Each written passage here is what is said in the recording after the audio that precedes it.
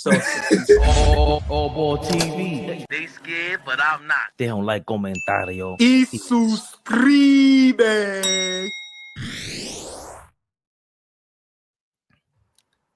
Yeah. Ball suckers. Do we need the drops with this type of? We live. Big Flea, never the little one. The biggest.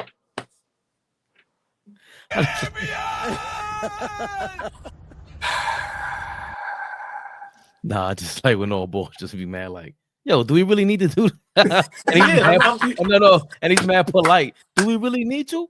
Because you throwing me off. Like I remember how we used to do pause in the car where we'll sit there for 10 minutes and talk, and we ain't need no intros or none of that. I don't understand. Because at least I'll have this one drop, and I'll put this drop at the beginning of every other clip. Oh, I only did it one time. Gotcha. I love OG. He's the illest. Yeah, he said, do we really need to do this?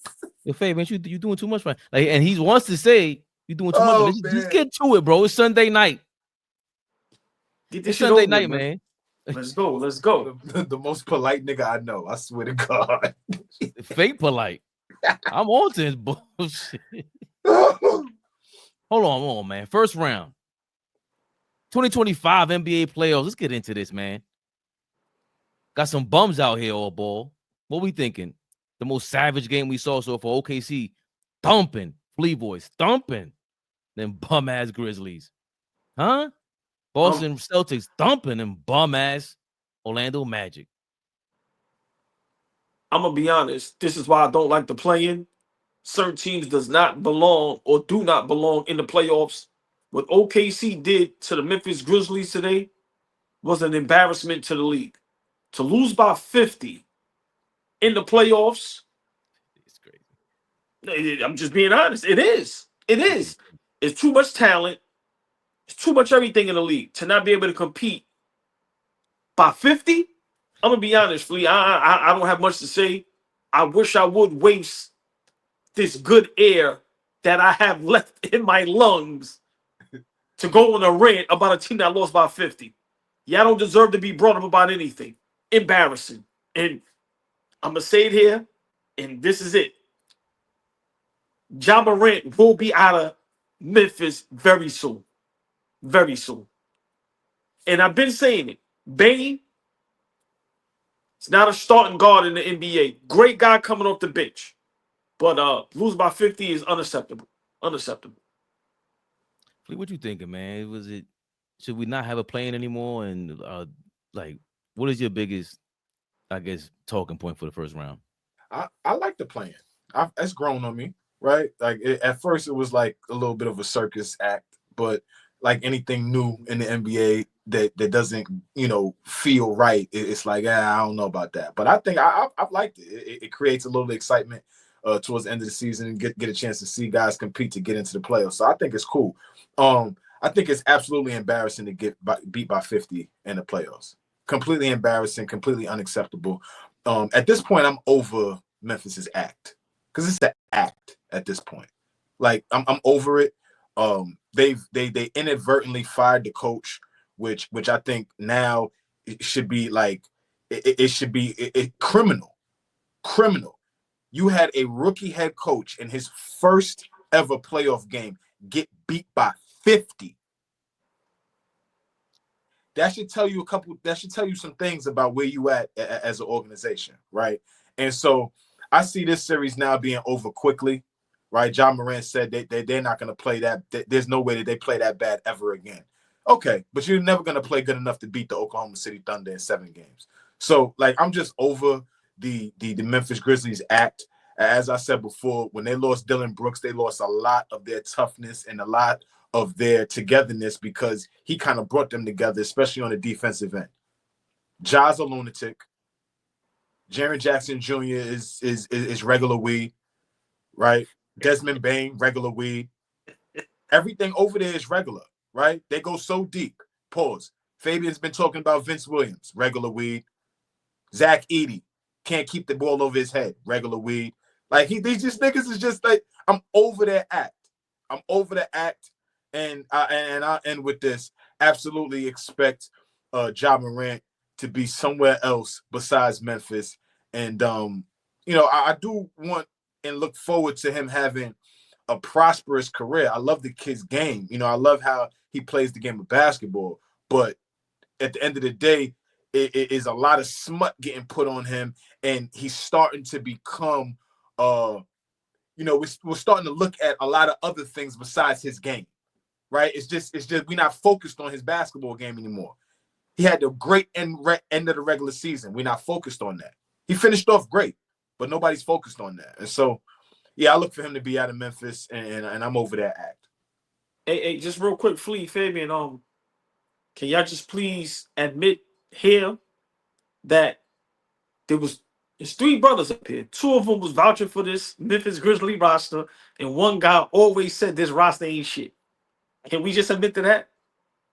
That is true. At the beginning. Thank you, Flea. Look at your man. Thank you, Flea. We can't hate. That's your man, Ja Morant. Enough is enough with the shenanigans. What are you talking about? No. Hold on. Can you first admit first, please? But admit what? Before you need to go crazy over this roster. We were saying that they were going to be a 4th or 5th seed, and before the coach got fired, they were. Exactly. They changed the coach. The Zach Edey, I'm not saying he's a rookie of the year candidate, but they already proved what they were. They were. Like, nah. We can't even. After them, they traded Marcus Smart.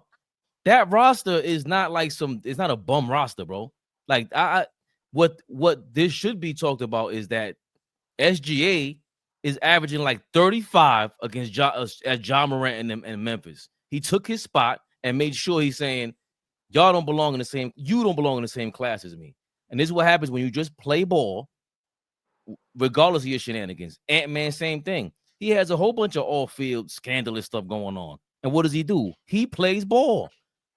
He had a major trade this offseason. Yes, changes going on around him. He has different teammates. Plays ball. So I'm not going to say that the Memphis Grizzlies roster, I'm not giving Ja Morant out like that. That's what you're trying to do, and I'm definitely not going to do that. The demise of Ja Morant is big. This is awful for him to do. I was holding him down when Stephen A. Smith and Shannon Sharpe were talking about, I know some street dudes, and he's not a real street dude. What does that have to do with basketball, man? That's it. You could be a gangster all you want to. Do you play ball? Is Ja Morant serious about basketball? These other guys that are doing it, what the Minnesota Timberwolves did to the Lakers yesterday? Beat down. That should be talked about more. Because Anthony Davis and the Mavericks, all right, they got a bunch of injuries. They have an excuse. But that trade, Luka better step up in the next coming years to even make this to even make it a laughable thing like everybody made it out to be. So I really love to see what Flea and you always hold on to. Yo, you a top seed. It's playoff time. The big boys show up. The guys who've been consistent for years. Now, OKC, Boston, dumping them Magic. And then the Cavs right now, they're about 11 against the Miami Heat. They got to stand the test of time right now. So the first round, the Joker, the Nuggets. I love that. How can you not love that story? How much ish were we talking about Russell Westbrook? Them firing their coach, and Big Joker comes out and they beat the Clippers, who everybody was talking about going into the playoffs. So playoffs is exciting. Game one. It's Definitely game one for all of these series, even for us. It's absolutely. Game one. But we're reacting to like right now. What are we thinking of the first round as of right now? But I think Flea, we not, let's be honest. For some of these game ones, it tells a lot. I'm sorry. And I think that Minnesota, hold on, y'all can respond. I think that Lakers-Minnesota game one tells a lot. I think Minnesota has a better basketball team. Of course, Lakers have the better stars with Luka and LeBron. But in my opinion, the basketball world wants the Lakers to win so bad that now we have to watch how these games are going to be officiated. No one wants to see Minnesota beat LA. That game one told a lot. Ant-Man is not backing down from nobody. Let's not forget, Flea, you always say he was in the he was in the Western Conference Finals last year. Beat the Joker, MVP, 4 games straight. So this young man know what it is to play in the spotlight, and we're gonna have to start we have to start circling the block on all jokes aside. Is Luka really better than Ant-Man? Is Luka really the best player in the NBA? Because at the end of the day, Ant-Man is taking some of these guys head on. Pause. Kevin Durant, Kyrie, whether he's successful or not.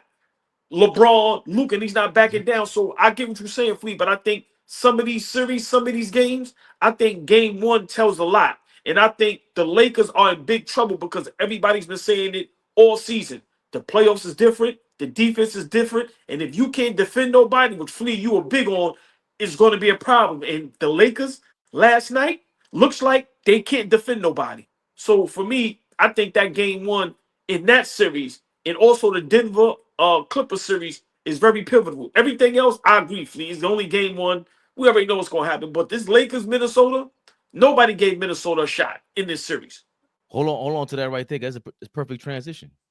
Because our boy, I don't know if he's our boy, maybe your man, Shannon Sharpe is out here making excuses for LeBron James already. The thing is, Joe, I've noticed this, and I've noticed because I didn't notice it till he got to the Lakers because that was the only time that we've ever seen LeBron be injured. Yeah. But when he has these groin injuries, he's not the same when he gets back because he's hesitant because he knows, and Ocho being, and I don't know if you've ever had a groin or a hamstring injury, you know suddenness is the worst thing to happen. Yeah. If you watch LeBron, no rebounds, guys right there. He's just like, if the ball don't come directly to him, he ain't making no sudden move to go get it. Yeah. And it takes him a while. So he's really got to gather. If you go back and look at that chase down block, he had to gather. They did a great job of tracking. But if you watch it, and I've noticed this, is that he's not going to do anything sudden because he doesn't want to. He had that groin injury, like I keeping a straight face game before shit, that. Maybe it was the Rockets game. He felt that little twinge and he came out. And so, whoo. Yeah. Hey, I understand what you're saying because he don't. It's like he don't rebound outside his area like he normally do. You know, and he's starting to break with that. Now he just kind of, like I say, that first quarter, man, it just kind of seemed like he was just kind of floating me. You know what I mean? Yes. Like I said, I know Luka was hot, but it's hard, man. Basketball is a rhythm game. You know what I mean? Bron is a rhythm player as well, and when he gets it going, we know it's hard. We know it's hard to stop him, but him sitting back waiting until second quarter for him to scratch, like that's gonna be hard. We get older, like them old cars. That new car crank rattled up. That old one, you got to pat that thing a couple of times, Joe. I'm glad Ocho Cinco had nothing to say. Kept it professional. He kept it to the whole. I'm a football player. I don't know about basketball. Flea. I want to hear what Flea got to say. Going in there, look, straight face. Here we go. The drill hoopers are back. What do you think about Shannon Sharpe making excuses for LeBron James, the King? But here's my thing. Why does it have to be an excuse? Why wouldn't he just be telling the truth? Why do niggas that never played basketball like you want to talk about drill hoopers like me? That's what I want to understand. Why is that an excuse for a nigga that you sprain your groin walking to the fucking bathroom and want to talk about that's an excuse? Are you kidding me? Are you kidding me? You strain your shit walking to the bathroom. Are you kidding me? It was the kitchen, Flea, for a late night. Like, are you kidding me? And I told you that at conference, man. Hold on, Flea. Ojo's just like, can you string your groin reaching up to get the Haagen-Dazs out the freezer? So, right, that's a fact. I'm not an athlete, but I definitely sprained something reaching up to get that butter pecan. I'm sorry. Yo, listen. I'm sorry. Yo, listen, man. You can't have it both. The only thing with my thing with Shannon Sharpe, right, is that you can't have it both ways, right? You want to talk about right now, right? First game, he ain't look good, right? And now game 2, he comes out and has a 25-point triple-double, and they win in convincing fashion. You can't come out and then say he's been healthy the whole time, like, or this or that. Like, you can't have it both ways. If he played like crap the first game, which he didn't have a great game. Just call it a spade a spade. He played like crap. He's a big reason why they didn't win the game. He can't fly around on defense because the groin is not healthy. You could say that. You can't make excuses on why he doesn't look good. Like, if you want to talk about the injury, dress it up and say, hey, he played poorly. And guess what? He's hurt. but don't say he's hurt and that's why he's playing poorly. Like, we got to acknowledge, be accountable. Like, yo, dude wasn't there. Joe Johnson is even saying it. This is a guy who just came off the NBA floor 2-3 years ago. He's like, yo, he's not rebounding outside of his box. I was huge on rebounding. You know, led my school in rebounding history. Like, when you go after rebounds, it's about effort. It's about coming out of your box. A lot of those times you getting rebounds that belong to you, Fabian, or belong to you, OG, because it's over there. But I'm going to get it just because effort. LeBron can't do it right now, right? And that's a big reason why they lost yesterday. Huge reason. Luka had 37 last night, and it didn't even feel like it. The most ineffective 37 we've seen in a playoff game. I was telling my man earlier, when you drop 35 and 40 points a game in a playoff game, you're supposed to feel that. This ain't a regular season game in January on a Tuesday night. You got to feel that shit with 40 in a playoff game. Brunson dropped 40 in a playoff game last year. It was killing Philly. Right. Philly was giving us all they could give us. And that 40 ball was like, ha, you ain't got it for us. So, yeah, Shannon Sharpe can't have it both ways. Is he legitimately hurt? Maybe. But we can't, like, glaze the injury. Let's talk about the fact that he's out there, he's playing, and he wasn't good last night. Oh boy, he was on his knees also, LeBron, just begging the ref for a That's call. bad. Like, that's bad. I didn't like that. I didn't like the way that looked. And I didn't like the way that looked. Breaking news here on AllBall TV, LeBron proposed last night to the ref, and I got word the ref said no because he whines and complains too much. He cannot be in a relationship with a spouse that complains and whines too much. So LeBron, the ref said no. But He said all no jokes, to close right. sports. But all jokes aside, Flea, you 100% correct. I'm gonna take it. I'm gonna go different with it. Why we can't just give the Minnesota Timberwolves props for Or playing that. a hell of a game and Or stunning Right. the LA Lakers. And I think, it's hard to take Shannon Sharpe serious when it comes to LeBron because we know he's a LeBron glazer. I'm a Jalen Brunson glazer, and I'm not afraid to admit it. So for me, we gotta Flea, do a deep dive on that glazer word. It sounds so crazy. Glazer. I know. It sounds nuts. I know. I like I know. it because it's subtle though. It's not because the other It's words subtle, are like, right? yeah, I like that word. It's cool, But bro. yeah, but you're totally correct. If LeBron comes out game 2 and goes crazy, everybody's going to be right back on the bandwagon. But for me, it just goes to show you that these guys, they don't have time to watch all the games. They're not watching Minnesota. If you watch Minnesota throughout the season, let's be realistic.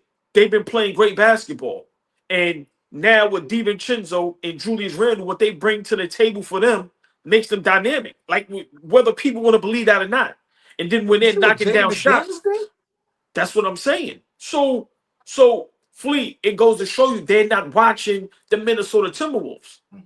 These big platforms, all of these guys are just still going off of the back of the names.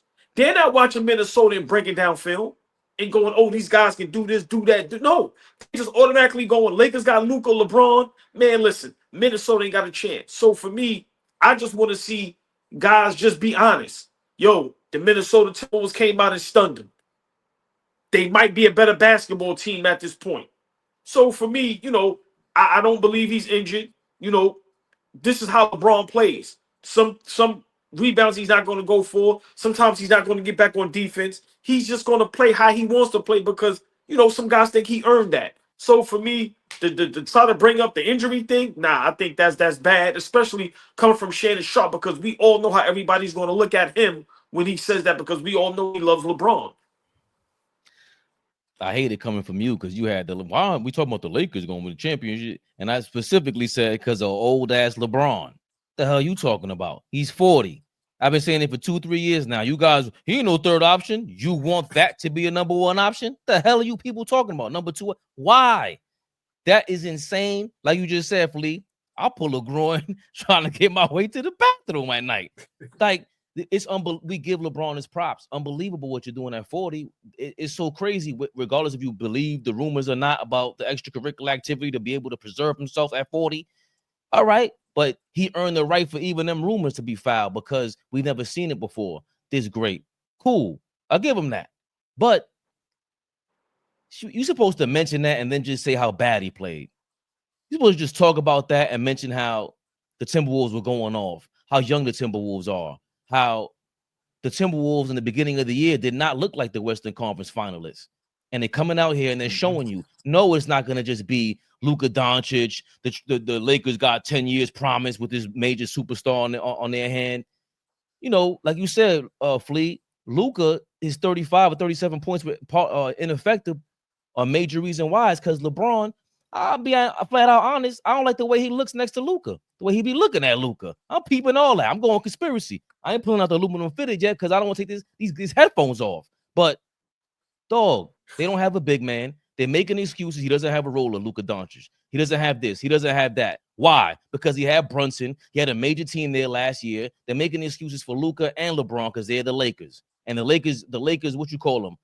What's our guy to be on our live all the time? I forgot his name, but Ace, whatever his name is, Ace Boogie, yeah. Just jumping on the live all the time when they do good. No, jump on there and explain to me why a man at 40 years old is supposed to be a number 1 or number 2 option in the NBA. That's crazy, and it's disrespectful to the Oklahoma City Thunder, the Minnesota Timberwolves of the world. That we said at the beginning of the season, we all agreed to that. Yo, Warriors, Lakers, Phoenix, your time is done. I don't care what this regular season says, because them Timberwolves, OKC Thunder, there's another team. Oh, and I had the Grizzlies there, oh boy. I did have the Grizzlies on there. Yes. But I might have to admit my defeat on that one, oh boy, because they're out of here. Oklahoma City got them out of there. Hey, Flea, hold on, because you can find that footage. Me and you argue me down. That's findable. That's findable. That's about October, November. Yeah, we can find that. So, but I just don't like it because bro, it is what they lost, man. Stop. Enough is enough. The Lakers aren't good enough. They don't have the intangibles. They don't have the big man to counter Minnesota. And Minnesota was on fire. Like you said, Flea, it is game 1. That's why I don't agree with you on that part, all ball. Or maybe, I agree with more with Flea. That was game 1. Minnesota shot 50% from 3-point range yesterday. That was crazy. But the one thing I can say is that I noticed Ant-Man gets to wherever he's at. And before I forget this, when we move on, I ain't going front. Bad growing, 40 years old and all. LeBron was D'ing up on Ant-Man. And Julius Randle. He was honing in one-on-one. Ant-Man was losing the ball against him. I'm like, oh, damn. Old man, they kind of scared of old man still. He's still in position on him. So you can't tell me 1 second I'm seeing that, and then we see him praying to the referee the next second. Nah, man. He's just old. The Lakers are trying to make up for that. The whole LeBron era. If you get swept in the first round, LeBron looks crazy. His whole thing, the whole GOAT thing, 50,000 points, Bronny James, all that. Yeah, mention it all, boy. Flea. He don't have to get swept if they lose in this first round. And they make that big trade for Luka Doncic. I don't care what nobody say. The hit that's going to take on his legacy is going to be nasty.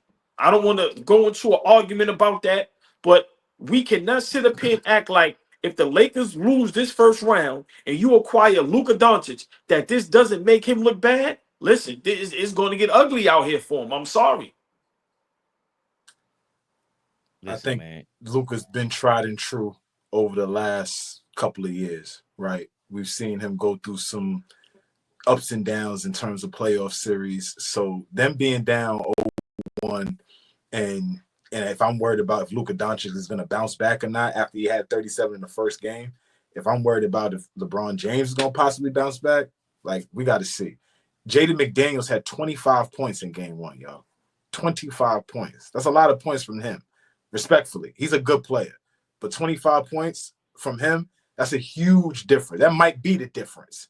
You're never going to get that from him. He did that in the playoffs. So it's telling for sure because like Fabian said, I don't think they have an answer for Ant-Man.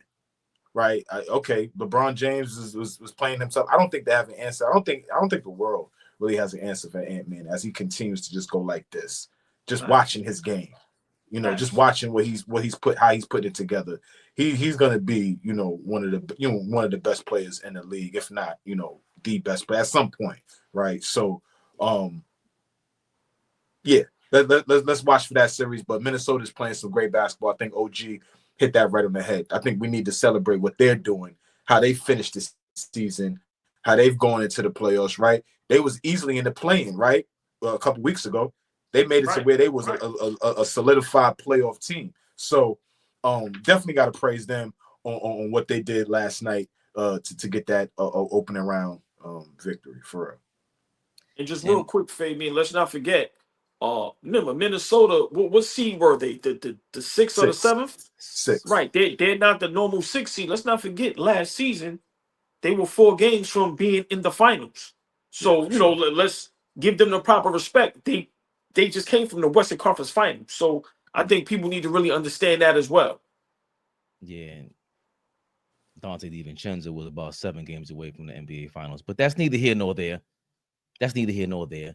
We talk about LeBron and the Lakers and the biggest, what they call Bron sexuals online. Y'all be going crazy with these names. Biggest Bron Glazer, Shannon Sharpe. But we don't know who's the biggest Bron Glazer between him and his man Draymond Green. But Draymond Green was out here. He was comparing James Harden, who just lost to Joker in them in their 7-game series. Who's better between James Harden and Dwayne Wade? James Harden or D-Wayne?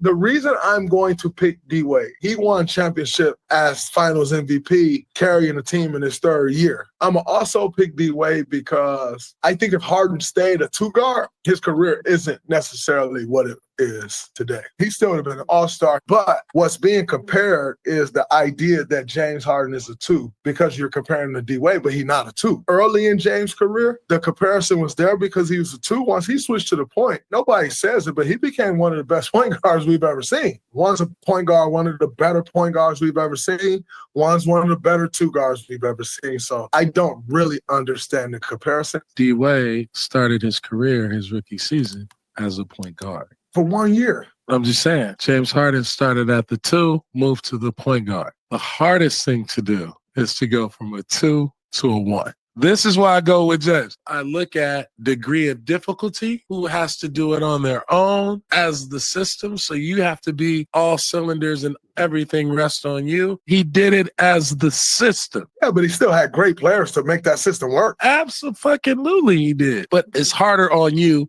being the focal point of the team and of the offense. Not saying that D-Wade was not the focal point of the Miami Heat, but he was not the focal point of the Miami Heat. That was LeBron James. In 06, he wasn't? That was Shaquille O'Neal. Man, stop it. I'm a huge Shaq fan. Shaq even said, hey, man, this is his team. Shaq was the one getting the attention. The system ran around Shaq. If you left this earth and you come back and they said, here's this resume, here's this resume.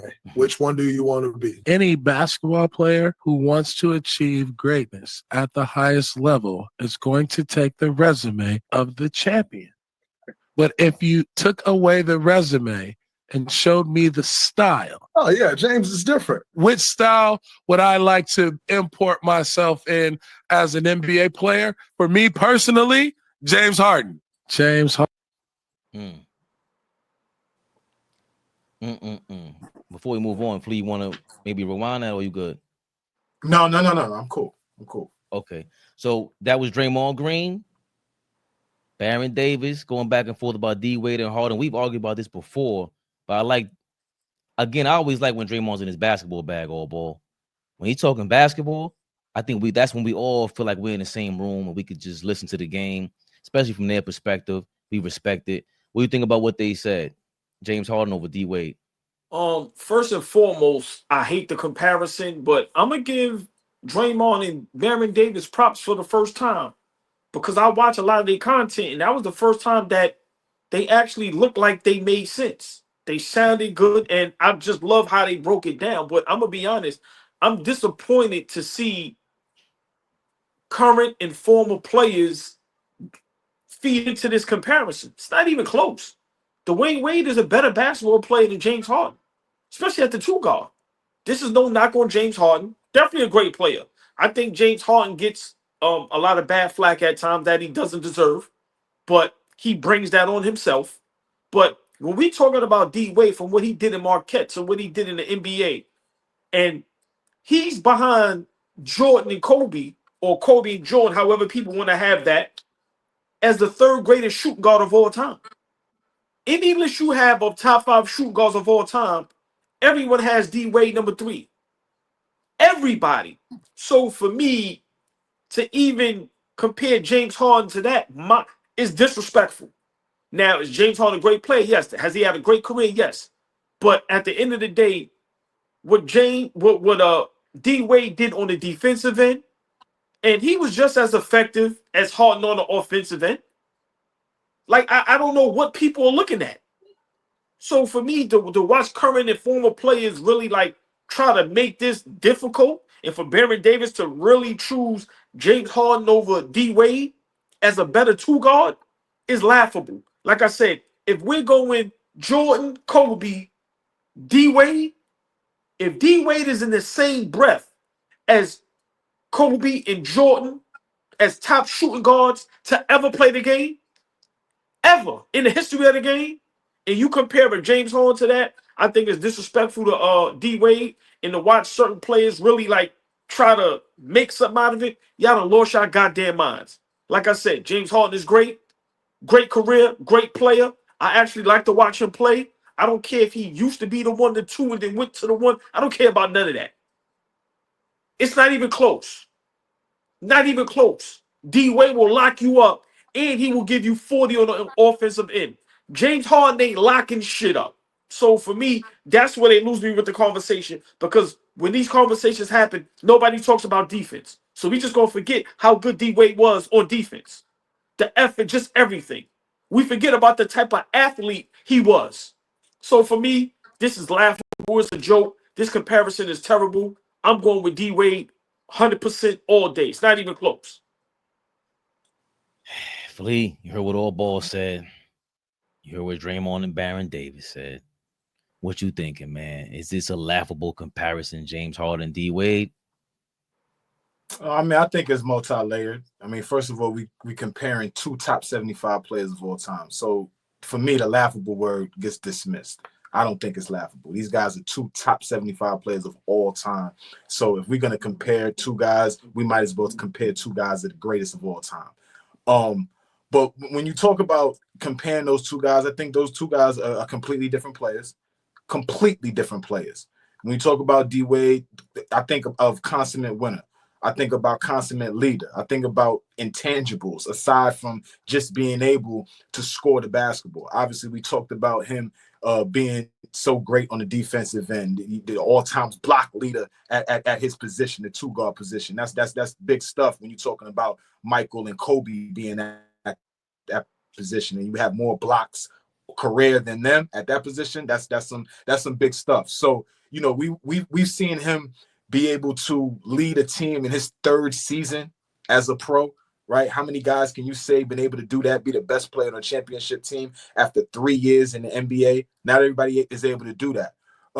So just in terms of what I think is a more respectable career, what I think I look at the career and say I would rather that or this, I would much rather D Wade's career. But I think James Harden gets a lot of unnecessary flack because he is not elite on the defensive end. This dude at one point in his career was a guy that was unguardable. I talked to Fabian about this months ago, maybe even years ago, about how unwatchable it was for me being down here in Houston, watching a lot of his prime. It was a tough watch, but at the end of the day, it was a tough watch for me because I felt so bad for the defense because they had no answer for that dude. No answer, not 1 year, not 2 years. These were multiple seasons where they had zero answer for him, stopping him from scoring, stopping him from getting in the paint, and stopping him from being an elite playmaker. He was not one of those guys that was just ball dominant and just didn't get anybody else involved. We're talking about a guy that if you look at James Harden's career, it's no secret and it's no surprise he's never missed the playoffs. Y'all check that out. This dude has never missed the playoffs. Whatever team he's been a part of, whatever team you put him on, they are playing in the postseason no matter what. That's big stuff to say about a guy that we talk about who doesn't play defense, who is a ball hog, whatever you want to call him. The dude is a winner, right? He didn't win the big one, but I'm talking about if you're in the postseason with a chance to play for the big one, then you're a winning style player. And so Yes, for me, I would much rather go with D Wade's career, but multiple time scoring leader, that's not easy. Multiple 1, 2, 3 in a row. That's not easy stuff, right? To do in today's game where a lot of guys could go put it in the bucket, right? So I understand the flack that Harden gets. I'm not gonna go as far as OG and say the comparison is laughable, but I'm rolling with D Wade if you're gonna ask me who I'm taking over D Wade or Harden. You know me, I'm totally biased for D Wade. You know, I was watching him rookie season. And you know, I'm totally biased against James Harden. Y'all know I hate James Harden's game. I even argued about to AllBall that he shouldn't. The Clippers made a big mistake by signing him. That looks like a big mistake for me to even say. So D Wade coming into the league, they made the playoffs his rookie year. He was the man. Lamar Odom, Caron Butler, and then before Shaq got there, and he had to deal with Stan Van Gundy's bum ass. And part of the reason why Baron Davis might be a little slighted is because D Wade crossed his ass up and got that game winner. Let's not forget. D Wade, yeah, D Wade. If you look at like the evolution of those point guards, because D Wade did play point. I'm glad. I think B Diddy said that when D Wade got to the league, because the Miami Heat back then, it was Ricky Davis, Aaron Carter, Tim Hardaway. They had those big bulky guards. David Wesley, Baron Davis on Charlotte. There was this thing. Steve Francis. These point guards were now looking like trying to play like Michael Jordan. And D Wade became, oh damn, Iverson was a leader of this too, where the point guard moved to the 2. D Wade became like, oh, we got Mike at the 2 for real now, at the 1 for real now. So it was amazing to see. You guys are right about defense. It's a wide gap. D Wade to me is a more complete player, obviously, and you can't replicate D Wade's game. You can't. The way Carmelo Anthony broke his game down, I was like, damn, that's how I felt. But he put it into words. Carmelo broke his game down well. Like, we called him the Flash because it's the way he would cross over. It's the way he got by. It was like it wasn't normal, and it was nothing you could do. He was that fast and could yam it on you. And he had a mid-range post up. Them 4 years at Marquette meant the world. It meant the world to that guy. But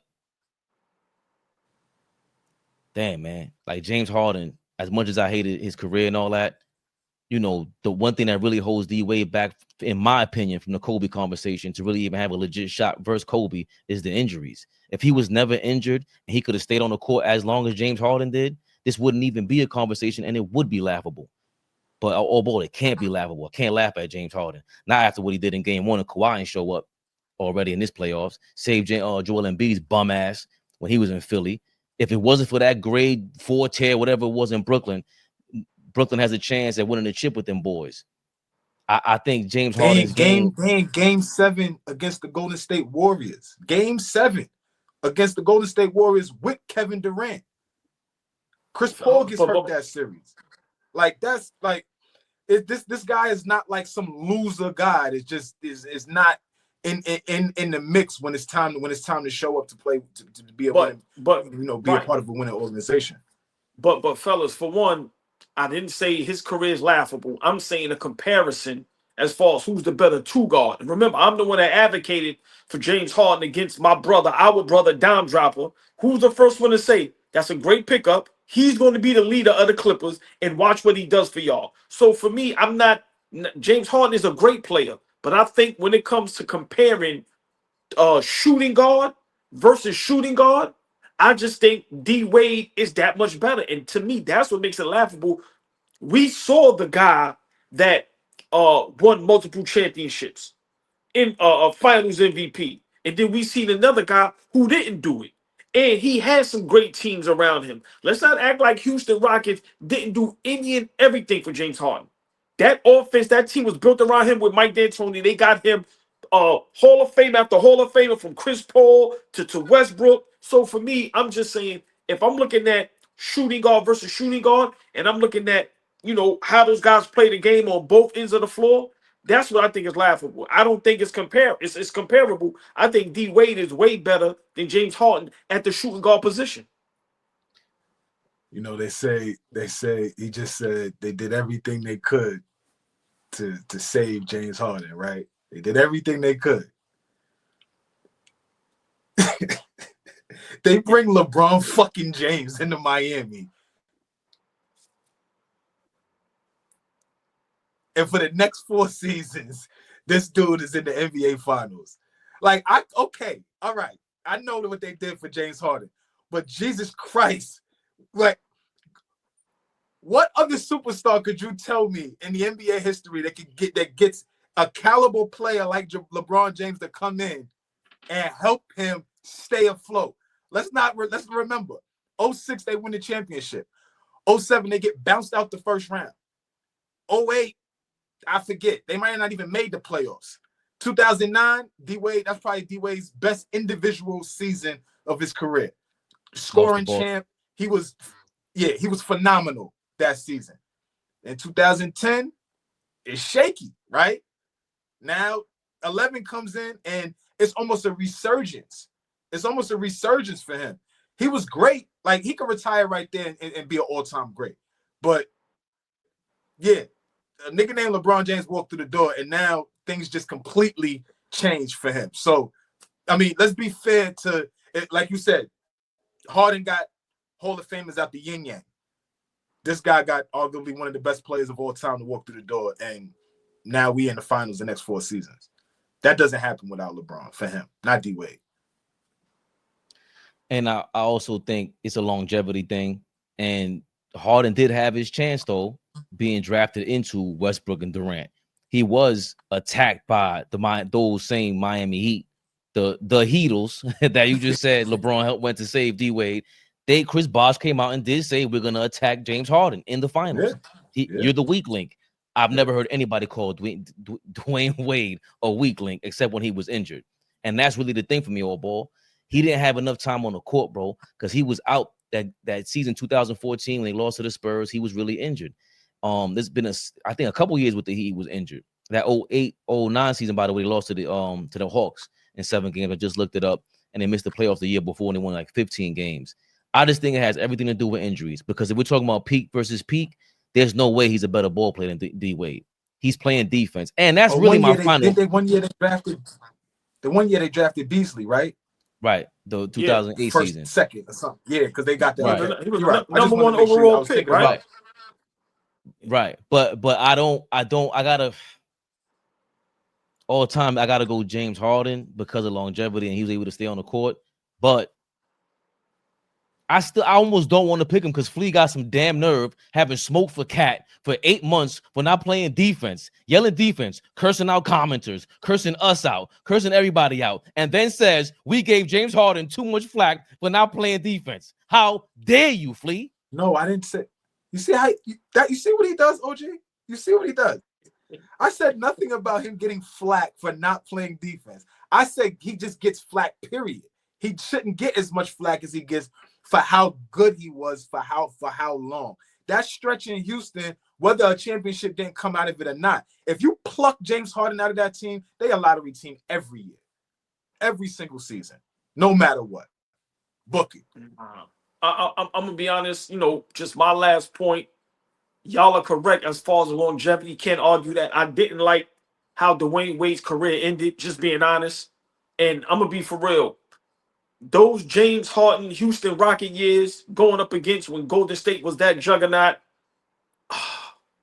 that does say something about James Harden. That's an ultimate plus, because the season in, season out, Houston Rocket was a viable competitor, and they was in the playoffs and they was fighting. And to be able to go up against that and James Harden hold his own, that definitely does say something. But for me, I'm gonna just say, when the guy is right behind Mike and Kobe for the 3rd greatest shooting guard of all time, and everybody agrees with that, for me, it's tough to compare James Harden to that. I'm sorry, and there's no knock on James Harden. Great player, great career, but for me, that's where the conversation stops for me.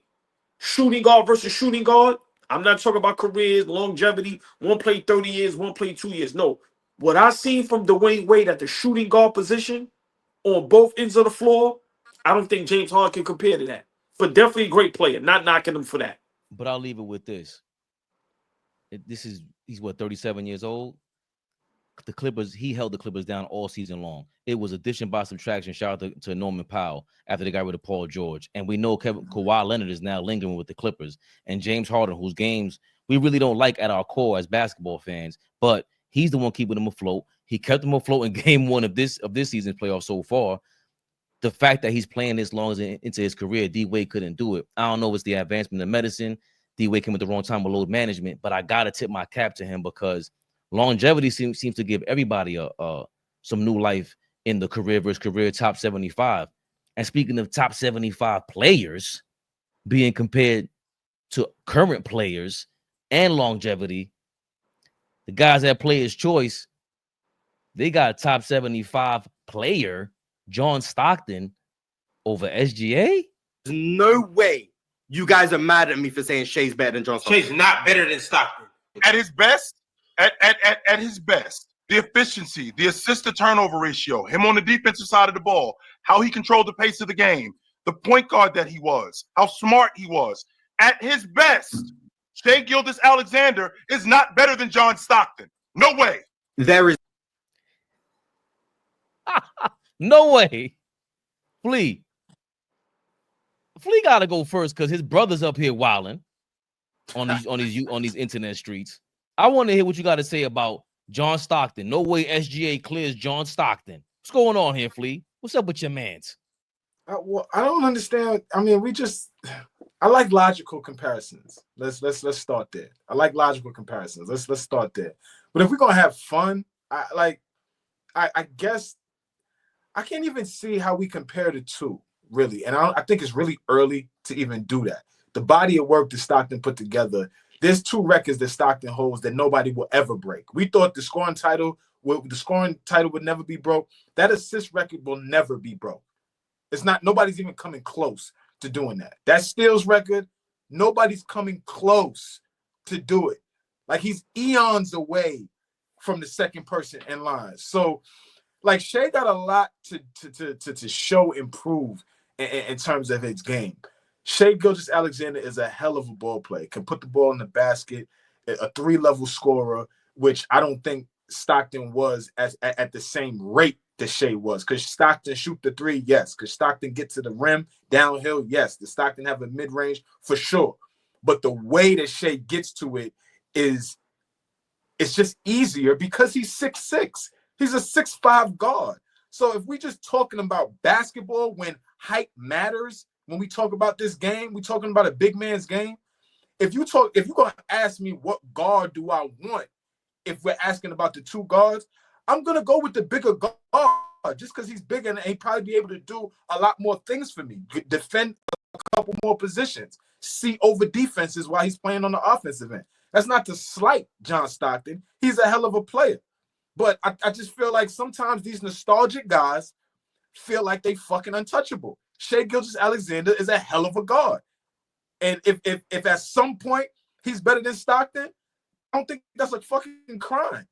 But right now, I think it's too early to say Shai is better.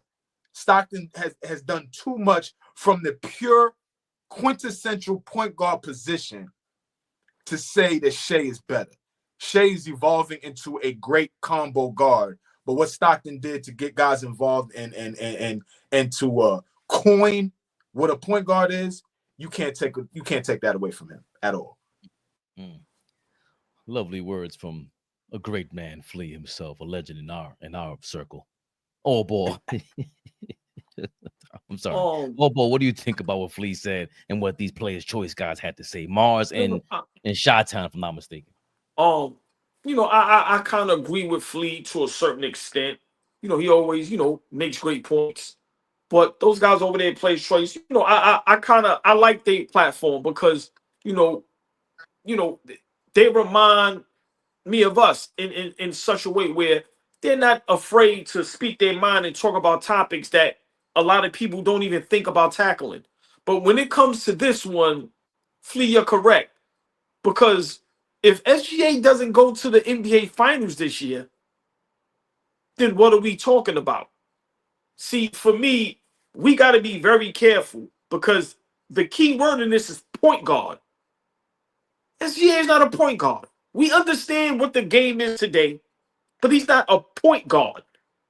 John Stockton, like you said, Flea, is the cream of the crop when it comes to point guards, right? Now, of course, if you're looking at who would you rather have, let's not forget SGA is a beast on defense. like you said, 6'6", can also do it all. But when it comes to what John Stockton did in that heyday, in that era, being undersized and getting to the finals twice and almost winning a championship against some considered the greatest to ever do it, in Michael Jordan, you know, we have to respect that. But Flea, you're correct. It's too early. It's too early. What John Stockton did in his career, it's too early to compare SGA to that. But I'm gonna be honest. You know, who would you rather have at the point guard position? Remember, they're not asking SGA to be a point guard to get others involved. Today, that position doesn't exist. Remember, the point guards now is giving you 30 with maybe 4, 5, maybe 6 assists, and they're not asking you to get everybody involved. It is different how you had to run the offense back then compared to now. So I think this is it looks lopsided because you're gonna just look at SGA and go, he's 6'6". He can catch alley-oops. He can shoot the three to mid-range. He can dunk. He's athletic, this, and that. And then when you look at John Stockton, he looks like an average human being. But right there, OG, real quick. But right there, that goes to John Stockton's credit and to a lot of point guards' credits from yesteryear. Hear me out 2 seconds.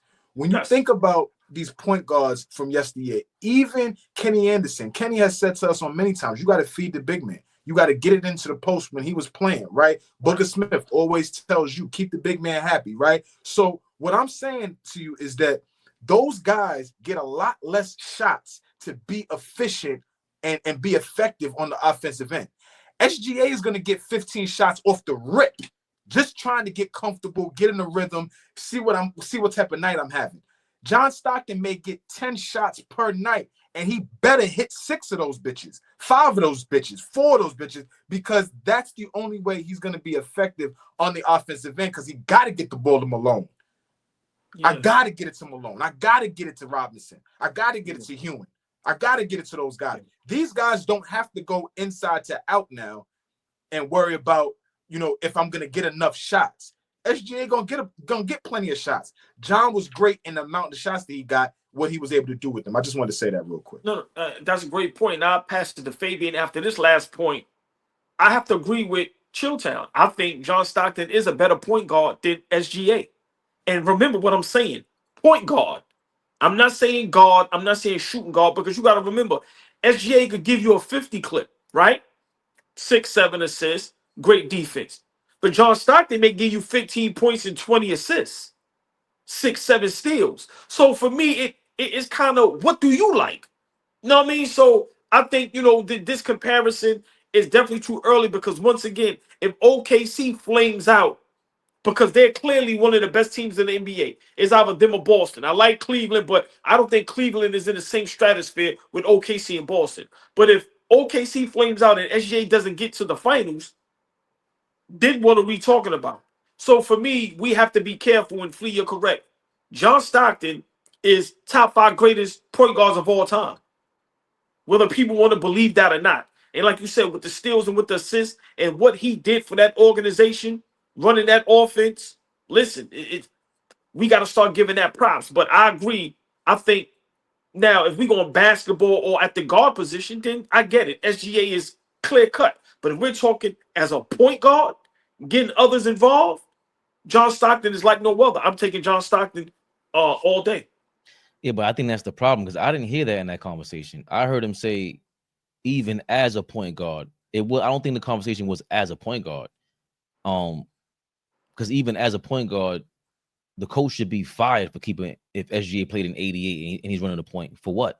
It's not his best attribute. He's not gonna, get the team going. But even if that was his role, John Stockton could not dominate a game like SGA. SGA is dominant. He's about to be an MVP this year. Oh, time out. Let me just hold on. What do you mean John Stockton can't dominate a game? If he can dominate the game on the defensive end with steals, get you 15, 20 assists, you don't call that dominating? Run an offense? That's not dominating? That's dominating in his own way, but name me a point guard that was in MVP consideration at that time. It's only Magic, because he was a giant. He was an outlier. That's what SGA would have been back then. If he's 6'6" at the point guard, he would have been destroying John Stockton. I don't care how dirty he was. This is a different level. I like John Stockton. I respect him.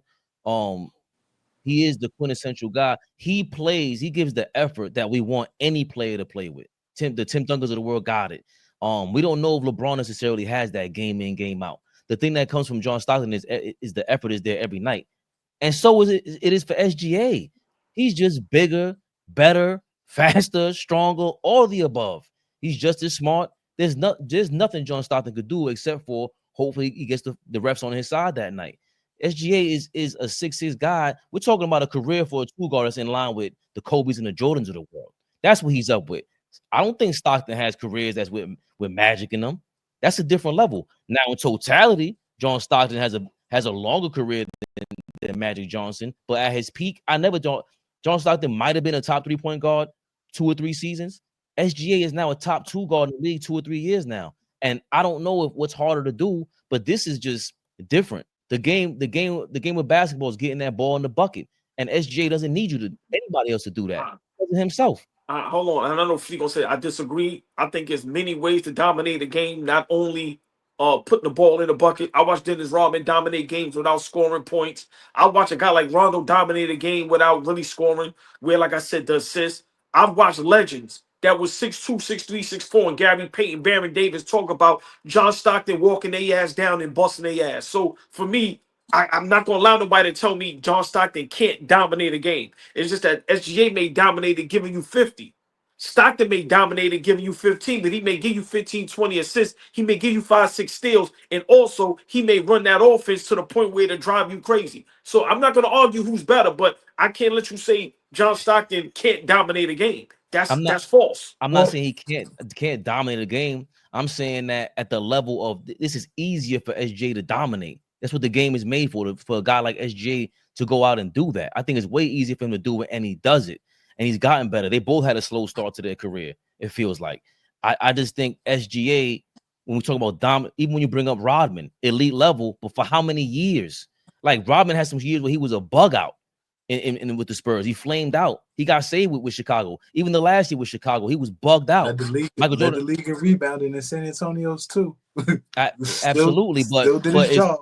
But Western Conference Finals with that team, still did his job.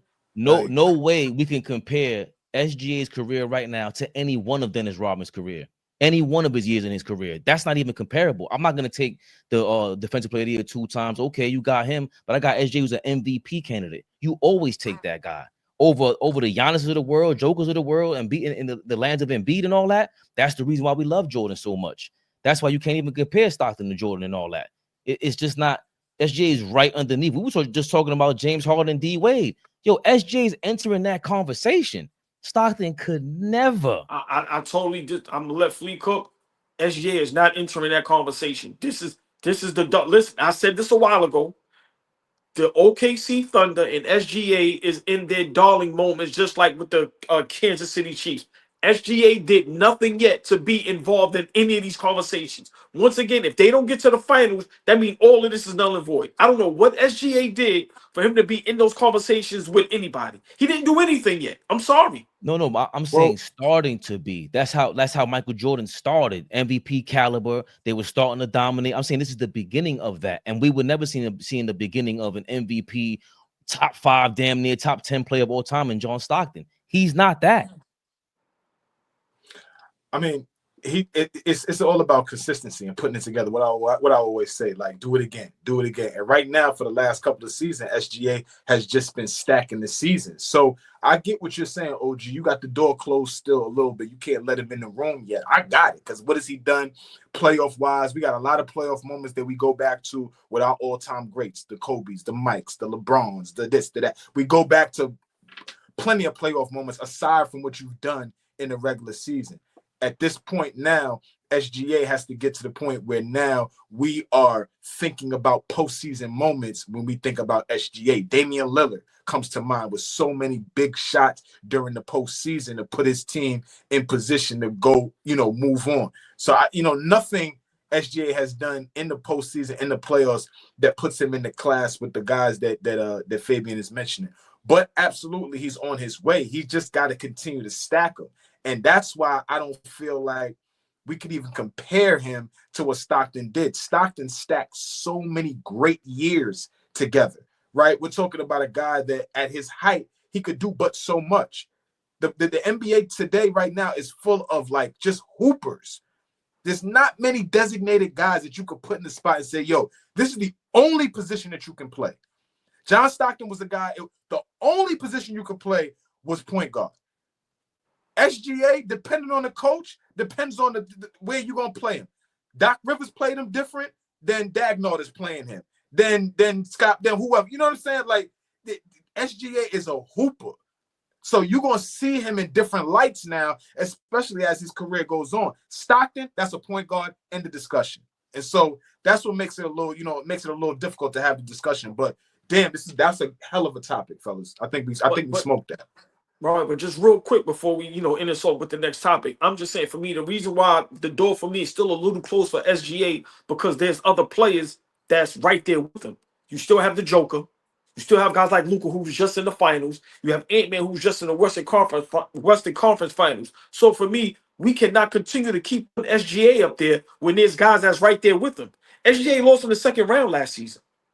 So like I said, this season, depending on what happens, then maybe he could start creeping up there. Is he having a phenomenal last couple years and a phenomenal season? Yes, but there's others that are having phenomenal seasons as well. We watching what the Joker has been doing all season. We see what Ant-Man just did to the Lakers. And like I said, Luka last year with Dallas, and then we can't forget Giannis a couple years ago was just so dominant. So for me, that's what slows me down with SGA. He is not that, he does not have a super duper gap over those guys I just named. I'm sorry, he just doesn't. He just has a way better basketball team. Right, but John Stockton could never be in this conversation, is my point. So even at whatever you do, however you get down, it didn't have you in top 3 MVP consideration. SJ's been there for 2 seasons now, and he took a leap 2-3 seasons ago. So that's really my thing when it comes to this. Like, because if he would have just said point guard, I don't even think we would have an argument. You can't argue point guard John Stockton versus point guard SGA. We haven't seen SGA at the point guard enough to even make that comparison. That would be silly. You can't set up Karl Malone and these dudes. If that was your job, you would have a rough. We've seen Diva 2 guards do this for a long time. They can't run the point guard. We seen, what was it? Kobe had the first 10 games of the season one time, Flea, running the point guard. He was looking like Penny Hardaway. And Stephen A. Smith said, hey, I'm letting y'all know right now, that's going to stop right there. Kobe ain't playing point guard for the whole season. It's not happening. And look what happened. It just would have been a done deal if you said point guard, bro. But SGA, we just got to give him his props. He's an MVP candidate this year. And speaking of MVP candidates, the finalists are out. The NBA finalists are out this season. The awards. The NBA award finalists. Clutch of the year, we got a clutch NBA player of the year. We got Jalen Brunson, Ant-Man, Nikola Jokic. Defensive player of the year, Dyson Daniels, Evan Mobley, and good old Draymond Green. Most improved award, you got Cade Cunningham, Dyson Daniels, Zubac, Ivica Zubac from the Clippers. MVP, you got Giannis, SGA, as we just mentioned, and the Joker. You got Rookie of the Year, Stephon Castle, Zachary Rissace over there in Atlanta, Jalen Wells up there as well for the Memphis Grizzlies. Mid Beasley for the Pistons.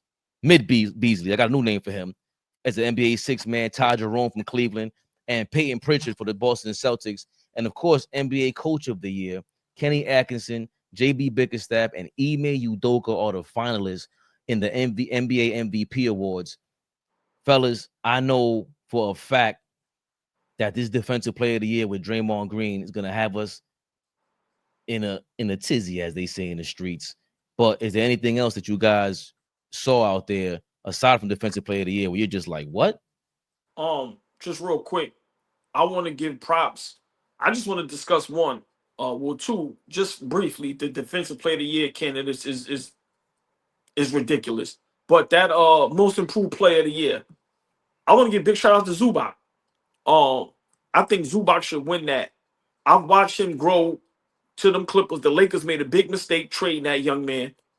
And I just watched his game get better and better and better. He went from being straight defense and rebounds to now he's decent on offense. And I just love what his game has turned out to be. I think that Clippers organization and team They give Harden and Kawhi all the props and power which they all deserve, but they keep forgetting the guy out there, Fleet. What Zubac means to that team is everything. He's the best defender. He's the best rebounder, and now he makes a difference on the offensive end. Now I watched him dump the ball at him. I watch him make moves, his little teardrop, his float, his hook shot. He's giving you 10, 12 points. So I think Zubac deserves that. Because also nobody had the Clippers being a threat. And now look at the Clippers now. So for me, I just want to briefly just speak on that to give guys props that nobody ever thinks about talking about. And I've been telling y'all 2 years ago, I said, yo, if we can get Zubac, we'd be tough. I love how he just continued to work on his game to get better and better and better. So I just briefly want to talk about that. I think that category right there, most improved player, they need to give it to the person who actually improved their game for the last couple of years. And I think Zubac deserves that award, hands down, for me. Fleet, I like that we start with that first. Cade Cunningham, Ivica Zubac, and Dyson Daniels for most improved. Me personally, Cade Cunningham should be disqualified, Fleet. What do you think about that most improved award? The candidates right now, the finalists: Cade Cunningham, Ivica Zubac, and Dyson Daniels. In my opinion, all three guys are well deserving. I think Zubac is now what, 16-10 a night. Go check that if you can, Fabian. He's 16-10 a night, and he's just been great for them. Probably their most consistent guy. Obviously, Harden is their all-star, but just consistency over the last few seasons, Zubac has been the most consistent. Dyson Daniels has upped his scoring average from like 9 points a game to 14 points a game, something like that. That's 5 points a game per game. That's a huge jump for a guy that plays next to Trae Young, who now you got to get yours wherever you can get yours. And for him to up his scoring average next to playing next to a guy like that, that says a lot. And I know that Cade Cunningham is the number one overall pick, right? And JJ Redick had a good take where he's like, these guys get this most improved player, and all of these guys are lottery picks. All these guys are top 5 picks that you guys give most improved player. They just reached their potential, and now y'all give them this award. But I think this situation is a little different, only because Cade Cunningham is a part of a team that made a historic turnaround. Like, this is not a turnaround that has happened over the season. You could go back in history and find a team that won 14 games last year, and then the next year win 30 more games, and now you a 40-plus win team, all because of how this dude has played. And so I think that can't go unnoticed. And so for me, I love Zubac, but I would have no problem giving Cade Cunningham most improved player, just because of the huge turnaround that team has made. And he's going to be an All-NBA player. There's no way he's not a top 15 player from this season. Zubac? Cade. He got to be All-NBA. He's got to be All-NBA. There's no way he doesn't make one of the teams. But and that's my problem with the award. Either change the award or give it a new thing, because growing up, to me, that award was like, what I said was like the most unexpected level up. That's what the most improved awards almost always felt like, until John Morant won it. And at the time, I didn't have a problem with it either, because he made such a leap.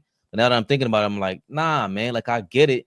These awards are supposed to highlight the dudes that, like, yo, this guy came out of nowhere. And for me, that answers Dyson Daniels.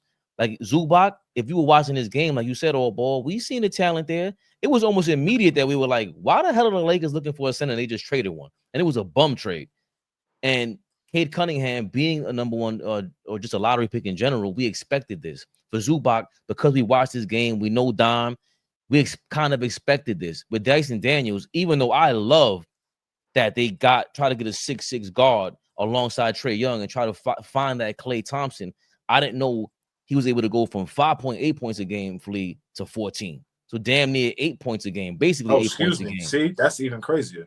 Yeah, so I and just the way he's playing defense, averaging 3 steals a game. That's the first time that leads the league, right? Leads the league, and that's the first time in 3 steals a game is the first time in NBA history since either Mookie Blaylock or somebody in the 90s.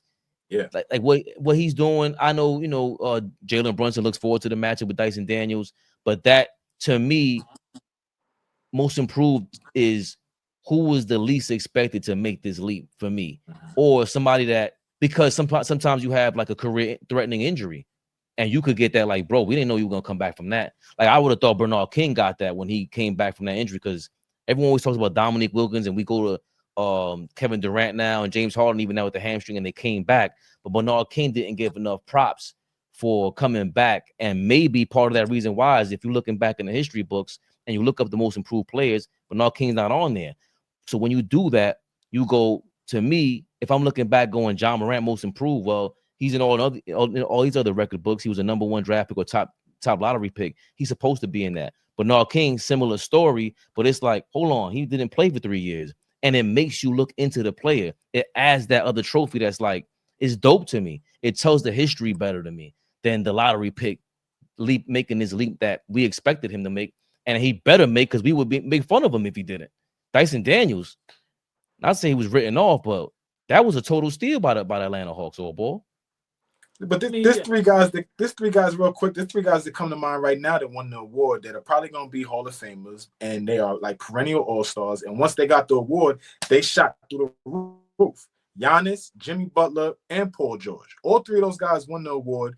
All 3 of those guys, you could kind of see the potential early on, and then there was just 1 year that sprung board. They win the award, and then you take off. Obviously, Giannis is an MVP. Paul George, multiple-time All-Star. Jimmy Butler, best player on a championship-level team. You know what I'm saying? So, and Giannis, obviously a champion. So, yeah, I understand what you're saying about that award, though, Fabian.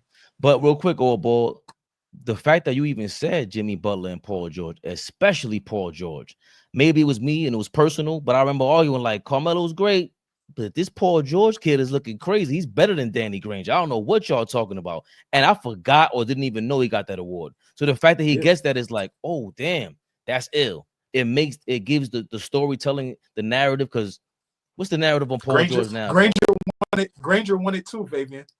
Oh, shit. Granger won it too, Fabian. He won that shit too. I mean, you know, y'all both make great points. I can't argue. Like I said, I'm just going. The reason why I think I give it to Zubac is because, as great as anybody know, I love Daniels. I got a cousin. I tell all these young men, women, listen, you 6'4", 6'5", 6'6", look at the tape on him, because all y'all ain't gonna be able to do what KD and these guys do. So what he does on the defensive end, listen, I think that's his award. But when it comes to most improved, the reason why I like Zubac is because he actually improved the Clippers. Daniels, you know, as good as he is, the Atlanta Hawks is shit, which I love because I can't stand, you know, Trae Young, because, you know, he's our nemesis for the Knicks. Great player, but he could kiss my ass. But Daniels didn't improve the Atlanta Hawks. Zubac improved the Clippers. I'm sorry. And right now, you know, even though they're in a tough series, listen, that's just for me. I think Zubac deserves this more than anything. Real quick, old boy. Zubac, his guys were healthy enough this year. That Jalen Johnson injury for the Hawks, dog, that's a big loss. Imagine the Hawks without Dyson Daniels. Like they wouldn't even been in the play-in. Like I understand what you're saying, but that leads us to the next category, Defensive Player of the Year finalists. I don't think Draymond should have got it over Zubac or Dyson Daniels for that matter. They should have been up for these awards. That to me is a total media push. You know what I'm saying? Oh, boy, what do you think about that, Defensive Player of the Year? You have an issue with that? I have a big issue. OG should have been in there. It could be my Knicks bias, but watching what he's had to do all season, knowing that he's the only defender on the team. Mitch came in late, and Mitch is still not healthy. We have literally one defender on the team. And for OG to not be considered is ridiculous. What the hell is Draymond Green there for? There was a fucking playing team. What defense did, like? So for me, I think that's clear cut. Dyson Daniels. I think what that young man has did all season on the defensive end, picking guys up, you know, baseline to baseline. He gives Brunson hell. Leads the league in steals, like he said, or Fabe. I think one of y'all said that. 3 steals per game. I think he got so many steals in the season. Listen, I think the award should be his. But to have Draymond Green up there is ridiculous. And it just goes to show y'all the league is into clickbait like everybody else. There is no reason for Draymond Green to be considered for that award. Top 3? Now, if they had a top 10 list and his ass was 7, 8, 9, 10, I get it. But top 3 list, and he's on that list, that shit is ridiculous. It's ridiculous. And it just goes to show y'all how bad the NBA is. Guys like us love the game so much, that's why we watch it. But people that don't love the game, are not in love with the game, this is why they don't watch it. And this is why they don't like it. Because when it comes to some of these awards, excuse my French, it's bullshit. Draymond Green shouldn't be considered for no award unless it's fighting or technical fouls. Put an award for a motherfucker that should get thrown out every single game in the first 10 minutes. He'll win that award. But for him to be considered now, for his career, is he a great defensive player? Yes. But this year, with Zubac not in that, OG not in that, and him in the likes of a Daniels, who can change the game defensively, guard the guys he has to guard. Now, I'm not saying Draymond can't play defense at all. In his spots, he can make a big defensive play, but he shouldn't be considered that, man. Like I said, if you want to argue top 5 and he's the 5th or top 10, I'm not going to argue. But top 3, ridiculous. Ridiculous. What you thinking, Flea? I mean, for me, I don't really have a problem with him being in there because I still think he anchors that defense. And for them, since they what makes it tough is because they went on this run when they got Jimmy Butler and they were like 18-2 over 20 games. But within those 20 games, they were like the best defense in the league during that stretch. And he's anchoring it. And so that's where the argument comes from him, because the last quarter of the season, that last run, right, to the end, he's a part of the best defense in the league. And so now the media is like, okay, so he deserves some votes. So that's why I say I wouldn't give him the award, but I understand why he's there now. But for me, it's Evan Mobley. Just in terms of what Cleveland is on the defensive end, and everybody thinks that Jared Allen is the anchor to that defense. He's not. It's really Mobley. How versatile he is on the defensive end, how he can rim protect, jump out there and guard guards, be able to switch on guards. He's not very vocal, but everybody knows where they're supposed to be on defense on that team. And you got a bunch of non-defenders on that team. Donovan Mitchell, as Fabian has been saying since the day I met him, Donovan Mitchell is shit on defense. He's been saying that for years. Darius Garland, a smaller guard who cannot guard his position, and they are a top 5 team on defense in the league all season long, right? And so he's the anchor for that. He's just made leaps and bounds on the defensive end for me. There's no knock against Dyson Daniels. I just feel like Dyson Daniels is on a team that is not good. He's great. That's why he sticks out on defense. But the team isn't very good. So what you do defensively don't really affect them wins or losses. It's tough for OG, right? We're a good team, but if you look at us on the defensive end, majority of the year, we're the bottom half. So how do we get a guy to win the award when as a collective, we're on the bottom half of the defense in the league in defense? But hold on. But just real quick, just like you said, Golden State had a stretch where they played great defense. We had a stretch as well where we played great defense. So I'm just saying, if we're going with stretches, because let's be realistic, none of these teams we're talking about played great defense all season, from our Knicks to our Golden State. Of course, Atlanta. But I'm just saying, to be considered, I don't mind Draymond Green being there. But top 3, I can't go with that, Fleet. I'm sorry, I just can't. I ain't mad at that, but the award I gave it to was the most consistent defensive team in the league, and that's Cleveland with Mobley. So I would give it to him for sure. And to me, the most consistent, or more so the team that really came around defensively, and I'm like, damn, this is kind of crazy, is the Clippers. I got the Jeff Van Gundy bias, Flea. So I got to promote this as heavily as possible. They've been playing great. I think Zubac is the leader of that, and it's not talked about enough. And the other thing is with these, Chris Dunn plays like 19, 20 minutes, and I've been talking about him since the summertime. And I said, and because I didn't know he was playing a top 5 his ass off defensively, Fabian. Tough. If he can hit more shots, he becomes a deadly player. Because 1-on-1, but that's 3-and-D, bro. But the way he stays in front of his man, that is kind of crazy what he does. he just can't stay on the court enough because of the offense. And I didn't realize he shot that bad, but you surrounded the right guys around Zubac, and I'm not sure if that's the reason why Draymond, the DeAnthony Melton injury did hurt them.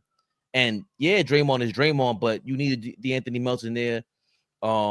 Evan Mobley has the Cleveland Cavaliers. They have been consistent. I guess the beginning of the calendar year felt like Cleveland started showing some chinks in their armor. Another thing though with these sports writers, they always go to this defensive win share stat, and I'm gonna go with defensive win share and win share stats, and I'm only bringing it up because they always bring it up, and it's just funny to me when they do stuff like this. So Draymond Green was at 3.4 with defensive win shares, 3.7 win shares. Then you got Zubac, he's at 4.7 defensive win shares, 11.7 win shares. Then the next guy over is Dyson Daniels, 3.7 defensive win shares, 5.0 win shares. Then you got Mobley, 3.8, 9 on the win shares, and then OG Anunoby. This is why I think they start to disqualify him. He's at 2.8 defensive win shares and 6.5 for win shares. So Draymond's at 3.4, a little over OG Anunoby. But if they're going with that, I don't see how Zubac is not all NBA first team and how he's not defensive player of the year front runner. That to me is insane. It's way easier for the centers and the big men to get defensive player of the year, especially after you see what Gobert, how he gets all these awards. Like, it's starting to feel forced more and more, promoting the game to the French guys over there, and so many French guys got drafted this year. But it feels forced now, because how can you say that with Zubac there? Excuse me. And I don't know if we expected him to be the leader of a defense like this. They play tough. All they're missing is one more guy, and it turns into something else. If Kawhi has a flashback for 10 games in the playoffs, it might really be a wrap with the Clippers out there. Yeah. So I'm just surprised how the voters, they go with this, and they lean heavily on the stats, please. Look, Ray, one guy got to win the award, right? So at the end of the day, one guy has to win the award. But I think with this award specifically, like, there's so much nuance to defense and how it affects your team. And like you just broke down defensive win shares and win shares beautifully, right? I think, you need to get a real understanding of what defense and why we could talk about that offline, but like why they are so heavily on that, because, it's a stat that, if you go back, even when they weren't using the stat, and then they built in the stat to like the 80s and the 70s, all the guys that you thought were even remotely good on defense, it shows once you start building that stat in. So it's a really good stat. That's why they lean on it. But I just think, real quick. Trust me, I know, because that's what I went back to with Akeem Olajuwon in the '88 season, and it was higher than Mike's. And Mike's was really crazy, but Akeem was like, "You forgetting about me, y'all." Right. So I just think it's so much nuance with defense that one guy got to win the award. But I think you'll be more satisfied when you see the first team all defense, second team all defense, because then you'll see the guys that you want, right, OG? The guys that you want recognition, OG better be first team all defense this year. I don't want to hear shit from nobody, right? Zubac better be first team all defense this year. Right. OG, the team should probably be Zubac, Mobley, OG, Daniels. And to be honest, Draymond. That should be the first team. After like I said, I'm not gonna argue that. Like I said, my initial argument was, if y'all want to have them top 5 in these 5, I have no problem with that. But top 3, I can't nobody convince me of that. I'm sorry, and it may be because I dislike his ass, but it is what it is. I'm sure they'll try to get a guard in there. I'm sure Drew Holiday will make the team again as one of those teams. Like, he ain't played enough games this season, man. He just can't be okay. He did it? Did he? Wasn't he out for a bit? But I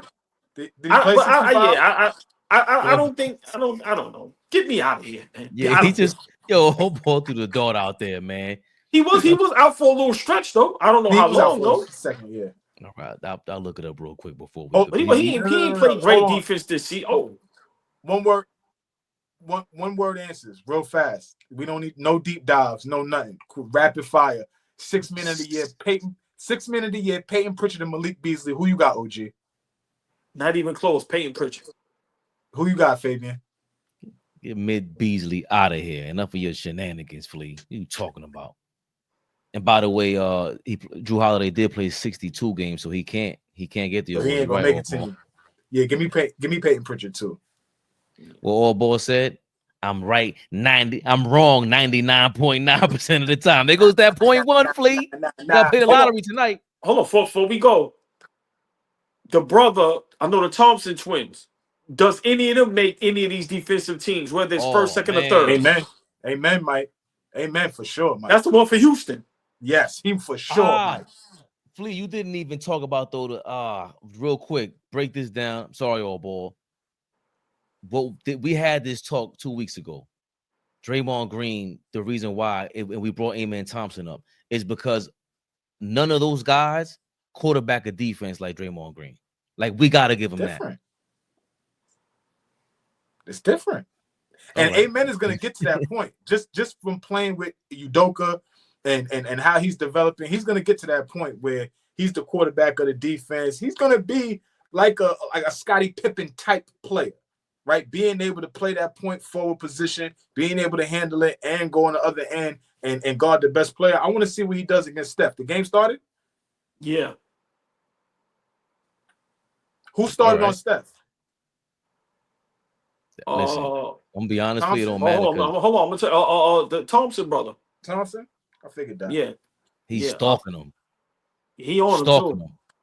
Yeah. Like white on rice, bro. Like not and Houston is on fire. That stadium is on fire. Hey, I don't know what this is, man. Ball suckers. Oh, we live. Big Flea. The biggest, y'all. Come on, man. all ball action. Sengun on Draymond head top, nigga. God damn. Woo! He talking shit because Draymond Green drew the offensive foul on him. Yeah, they got some smoke. Hey, yo, my nigga, no. Did y'all see that? Yeah, no, Flea can't see it yet, man. Let's get out of here. Go rewind it, Flea. Hey, Flea, head top. Yeah, I'm about to go watch it now. Nigga, cut the live ball. Lord have mercy. AllBall TV. They scared, but I'm not. They don't like comentario. Y suscribe.